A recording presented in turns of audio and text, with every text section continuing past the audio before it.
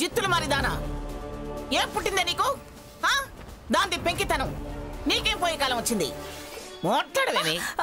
మాట్లాడు.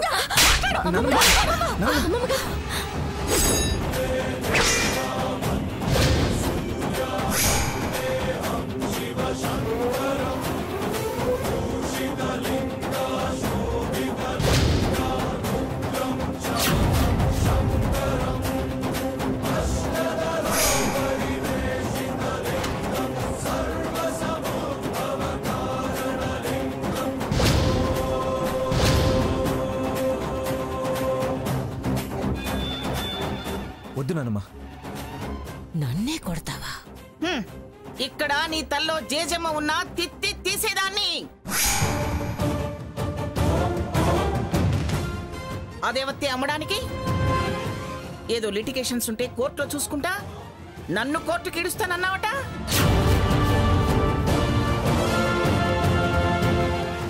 వంద జన్మలైనా నన్ను బయటికి లాగలేవే బుద్ధి తక్కువదానా.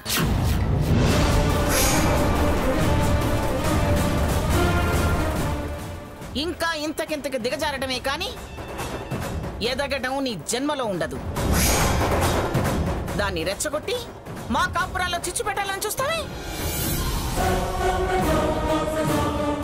నాది నాది అంటున్నావే, ఏ అమ్ముతావా ఇల్లు?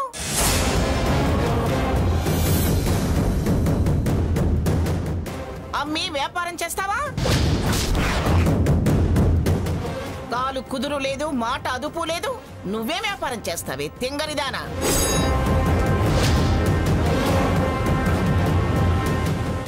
పబ్బు పెట్టి డిస్కో వ్యాపారమా, క్లబ్ పెట్టి డీజే వ్యాపారమా? ఇది మీ నాన్న కష్టార్జితమే.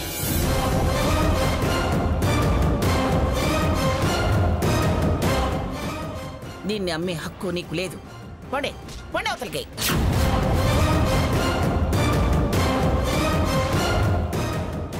రే రఘు, ఎత్తరా ఎత్తరా డబ్బు. అది మీ అమ్మ ఆస్తిరా. దాన్ని ఇలాంటి మొదనష్టపు దానికి ఇస్తావా? ఇది నీ సొత్తురా. ఎవరికి దీని మీద పెత్తనం లేదు.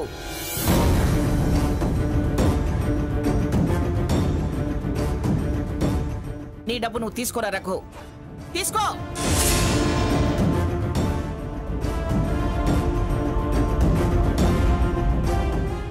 ఏమిటి ఏమిటి ఇంకా చూస్తున్నారు? పండి వండవతలకి.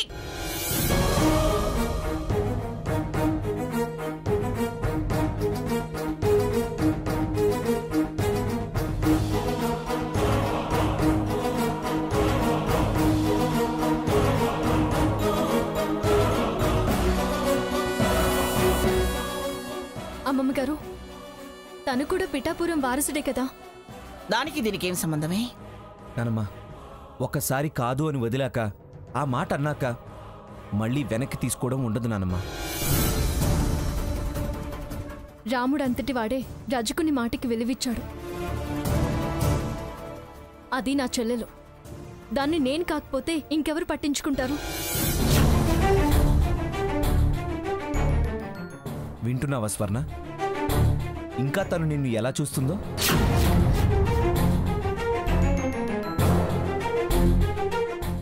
దానికి అలా అర్థం కాదే. సీత ఎడంకాలి చెప్పు మెడలో కట్టి ఊరేగించాలి. అమ్మమ్మ గారు, ఇదేం ఓవర్ యాక్షన్ రా బాబోయ్, చూడలేక చస్తున్నా.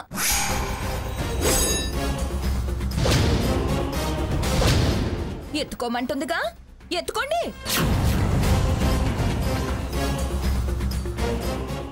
ఎత్తుకెళ్ళి ఎదగండి. నా చావేదో నేను చేస్తా. అవసరం లేదు. ఆ సొమ్ముని మళ్ళీ ముట్టం. అమ్మకానికి ఇళ్లు పెట్టి అమ్మ నాన్నల్ని బయటికి పంపించేదాకా వచ్చిన నీ అవసరం, నీ ఎదుగుదలని మేము ఆపేవాళ్ళం కాదలుచుకోలేదు. తీసుకో, నువ్వే తీసుకోవే. దిష్టి తీసి నీ మొహాన పారేశారు. తీసుకెళ్ళవే.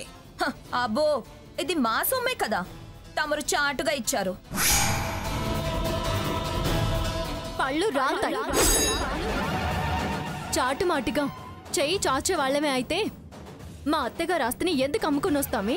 ఆహా, అయితే తమరి కష్టార్జితంతోనే ఎదుగుతారా? అదే కదా పందెం. మాట తప్పం, పందెం ఓడం. అదే చూద్దాం.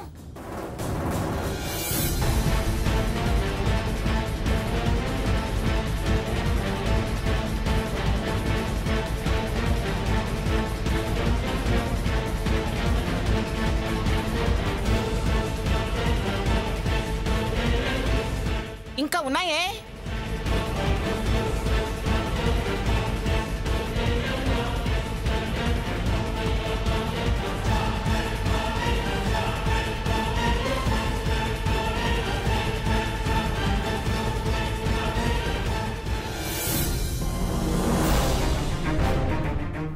ఏమిటి సీత, మీ డబ్బు మీరు వదులుకోవటం ఏమిటి?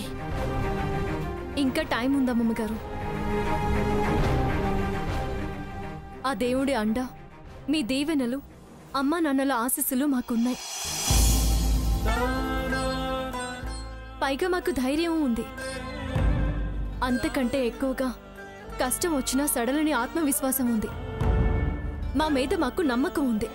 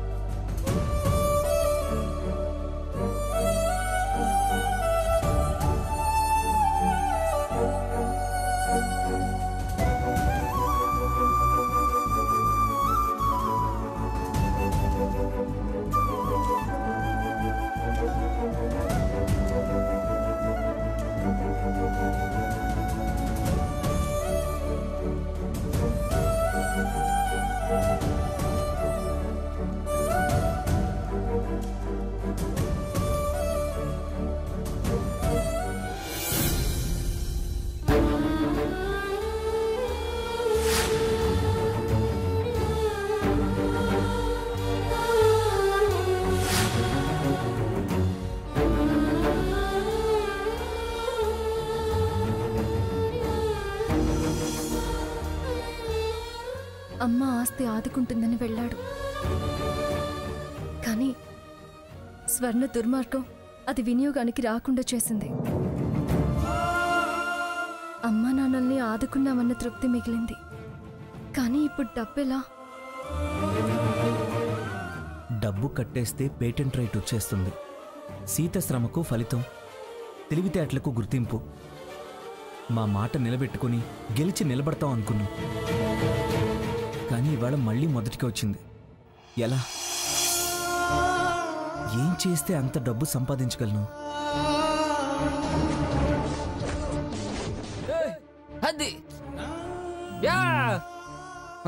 ఏయ్ దుబాయ్, నమస్తే అన్న. ఏం చేస్తున్నావు? టీవీ చూస్తున్నాను అన్న. వెళ్ళి పని చూసుకోపో. అలాగే.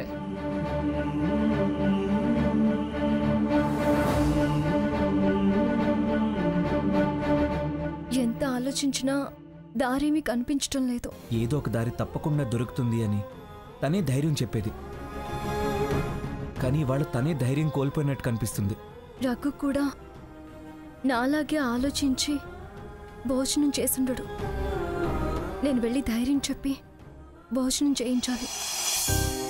సీత పాపం దిగులు పడి నాలాగే ఆలోచిస్తూ అన్నం తినడం కూడా మర్చిపోతుంది. నేనే వెళ్ళి కాస్త ధైర్యం చెప్పి అన్నం తినిపించాలి.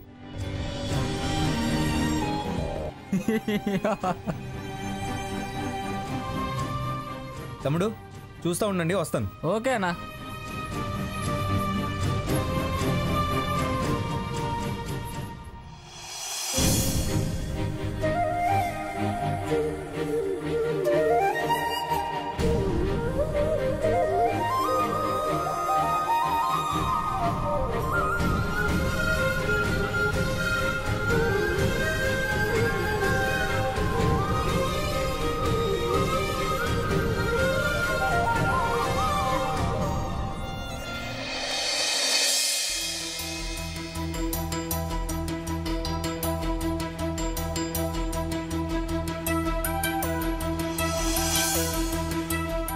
సీత ఎక్కడికి సీత?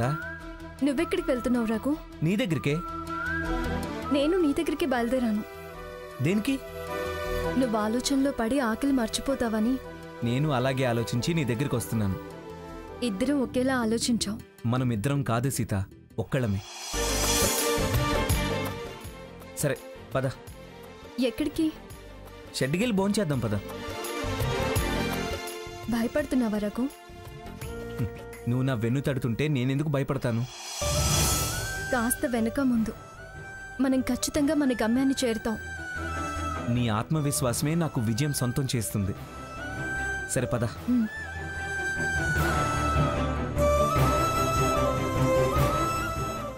తొందరగా భోంచేసేద్దాం.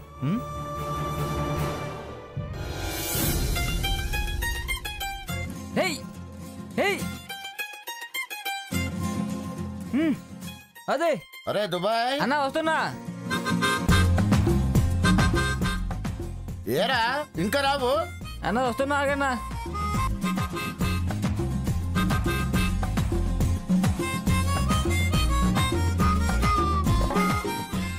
ఏయ్ ఏయ్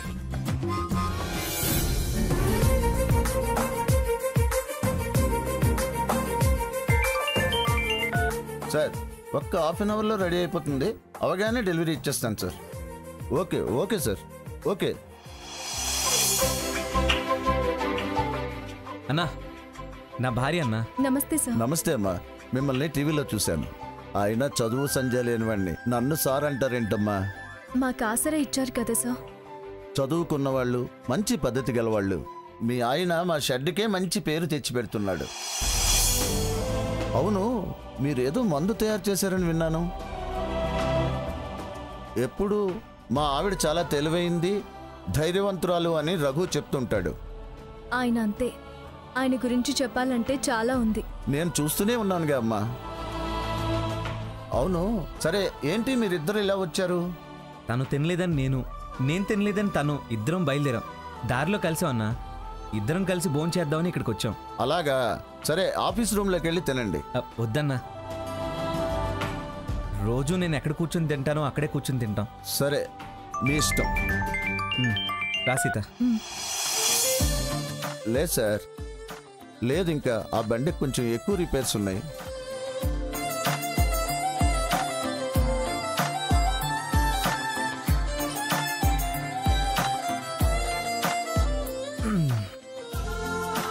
రఘు, హ్యాండ్ వాష్ చేసుకోవా? రే దుబాయ్, మర్చిపోయాను. తీసుకోండి అన్న. అవును, నువ్వు తిన్నావా? తినేసానన్నా. సరే వెళ్ళు.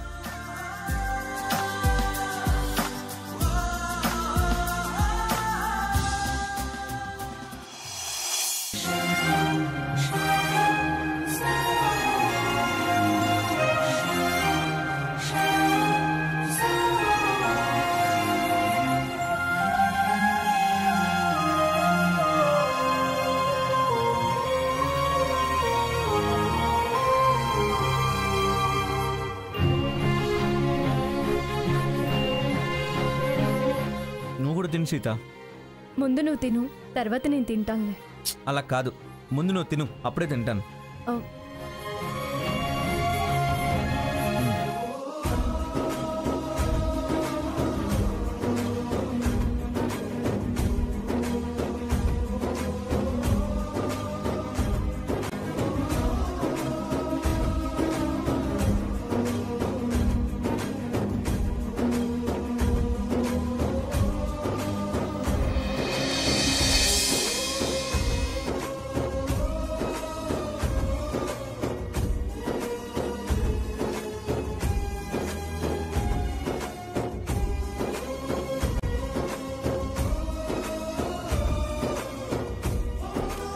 జీ తెలుగు ఆధ్వర్యంలో సైకిల్ పోటీలు. ప్రముఖ సైకిల్ ను కొత్తగా లాంచ్ చేయబోయే సైకిల్ ప్రమోషన్ కొరకు సైకిల్ పోటీలు. విజేతకు 10 లక్షల నగదు బహుమతి.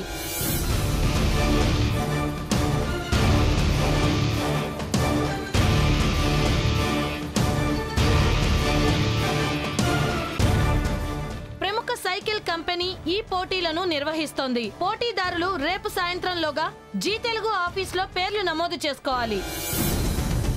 సీత సీత దారులన్నీ మూసుకుపోయాయి అనుకున్నాను, కానీ దేవుడు మన కోసమే దారి చూపించాడు. ఏంటి రఘు, నువ్వు పార్టిసిపేట్ చేస్తావా? అవును సీత, ఇది నీ కోసమే ఆ భగవంతుడు కల్పించిన అవకాశం. ఆ రోజు మీ ఇల్లు నిలబెట్టుకోవడానికి నీకు అవకాశం ఇచ్చాడు. ఇవాళ మన బతుకు నిలబెట్టుకోవడం కోసం ఈ దారి చూపించాడు. సీత, పద వెళ్దాం రా.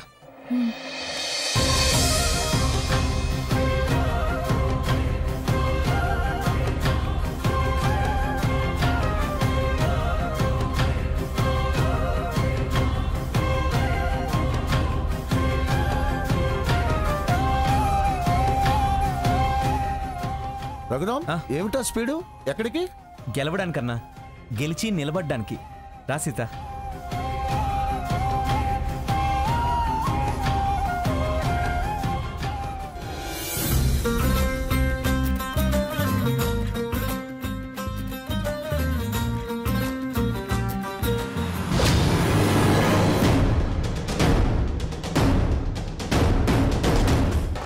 స్వర్ణ, మీ అక్కగారి చేతిలో జీ తెలుగు బ్రోచర్ని చూడవే.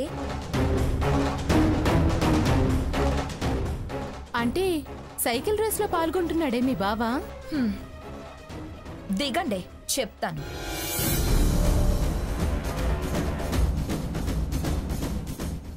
ఏంటి, సైకిల్ పోటీల్లో పాల్గొనడానికి జీ ఆఫీస్ లో పేరిచ్చొస్తున్నారా? అవును, అయితే ఏంటి?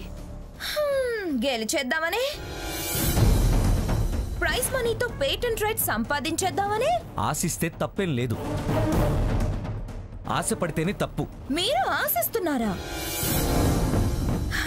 అయితే అది ఆశే. ఉత్త ఆశ కాదే, దురాశ. కష్టపడి సంపాదించాలనుకోవడం ఆశ అవుతుంది, కానీ దురాశ ఎందుకు అవుతుందే? మంది సొమ్ము మీద బతకాలని చూసే మీరు ఆశపోతు వాళ్ళు, పరాయి వాళ్ల డబ్బు మీద సరదాలు వెళ్లదీసే మీరు దురాశపరులు, ఓసిగా బతికేయాలని చూసే మీరు ముష్టి వాళ్లే. నా చెల్లెలి క్రెడిట్ కార్డ్స్ మీద డెబిట్ కార్డ్స్ మీద బ్రతికేస్తున్న బేవర్స్ గాళ్లే మీరు. మమ్మల్ని అనేటంత వాళ్ళ మీరు? మీరు బాగిరది పెంపుడు కుక్కలే. సీత, ఏయ్, ఎక్కువగా వాగకు. మాట స్పష్టంగా మాట్లాడకుండా చేస్తా, జాగ్రత్త. నువ్వెందుకు రఘు ఆవేశపడతావు? ఆడోళ్ల మీద విరుచుకుపడ్డారు అంటారు. అయినా విలువలేని ఇలాంటి వాళ్ళతో మాట్లాడడం మనకే విలువ తక్కువ. వెళ్ళిపోదాం పద. వెళ్ళండి వెళ్ళండి. జయంబు నిశ్చయంబురా అని పాట పాడు. మా పెద్ద బావేమో సుభాష్ రాముళ్ళ సైకిల్ తొక్కుతారు. 10 లక్షలు గెలిచి పేటెంట్ సంపాదించి పారిశ్రామికవేత్త అనే కిరీటం పెట్టుకుని తిరుగుతాడు. చూడు, నేను కిరీటం పెట్టుకున్నా పెట్టుకోకుండా తిరిగినా మీలా తాగి తందనాలాడి అపకీర్తి మాత్రం తీసుకురాను. వీళ్ళ సావాసం పట్టి ఇంకా అలాగే తిరుగు.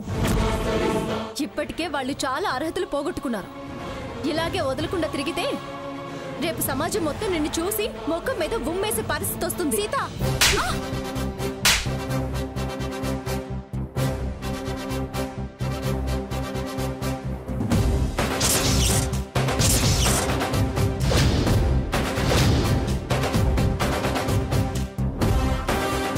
నా వెనకాల పుట్టిందనివి నువ్వు నన్ను పేరు పెట్టి పిలుస్తావే? మంది మీద బతికేదానివి నన్ను సీత గీత అని ఏకవచనంతో మర్యాద లేకుండా పిలుస్తున్నావా? నాలుగు చీరేస్తాను.